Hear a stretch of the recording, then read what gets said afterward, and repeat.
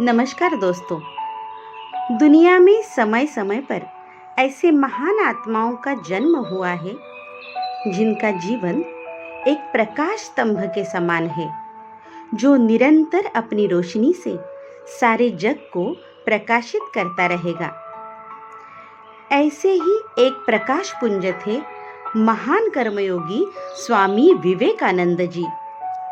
युवा प्रेरणा स्रोत और संकल्प शक्ति आदि से परिपूर्ण स्वामी विवेकानंद जी ने अल्प आयु में ही संन्यास धारण कर लिया था।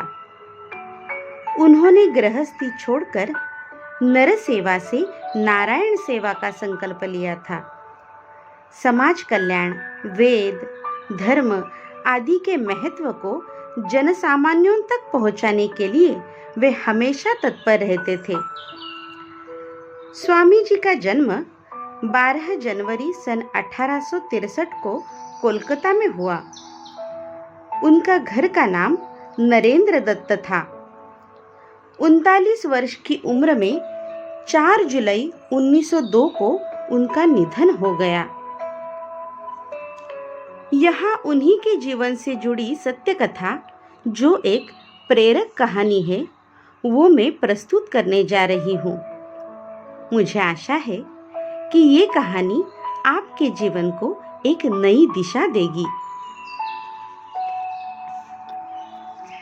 एक बार एक युवक स्वामी विवेकानंद के पास आया और कहने लगा कि वेदांत के बारे में मैं अब समझ गया हूँ, लेकिन इस भारत देश में माँ को इतना पूजनीय क्यों माना जाता है, ये आज तक समझ में नहीं आ रहा।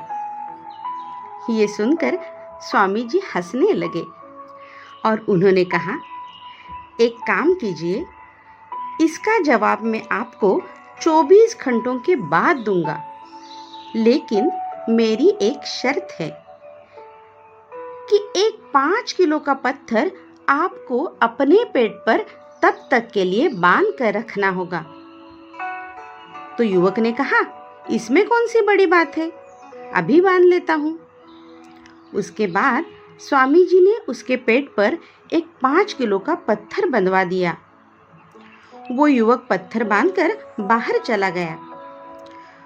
कुछ घंटे भी नहीं हुए थे कि वो थक हार कर स्वामी जी के पास वापस लौट के आया और बोला, स्वामी जी, मुझे माफ कर दीजिए, लेकिन मैं इस पत्थर का बोझ ज्यादा देर तक सहन नहीं कर सकता।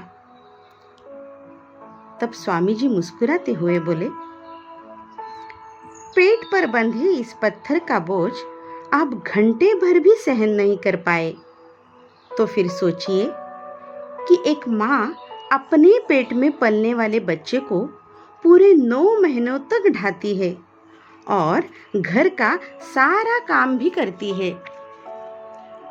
ये सुनकर युवक ने स्वामी जी के पैर छुए और वो स्वामी जी की बात समझ गया कि संसार में माँ के सिवा कोई भी इतना धैर्यवान और सहनशील नहीं है।